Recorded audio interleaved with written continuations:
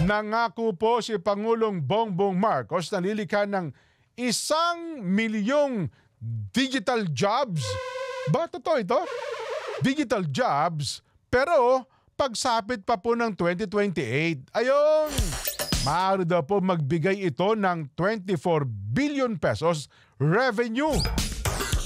Ipinahayag po ng Pangulong kanyang pakikipagpulong sa Private Sector Advisory Council sa Malacanang noon pong Biyernes, kaugnay sa Digital Infrastructure Work Plans.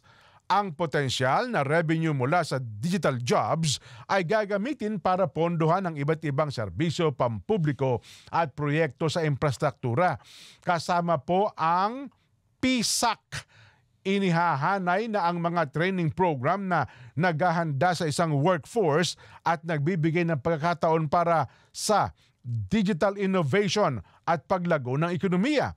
Kabilang sa mga paksang tinalakay sa pulong ay ang Connectivity Index Rating, National Cybersecurity Plan at ang Critical Information Infrastructure Protection Executive Order na magpapabilis sa paglulunsad daw po ng National ID sa pamamagitan ng Public-Private Partnership.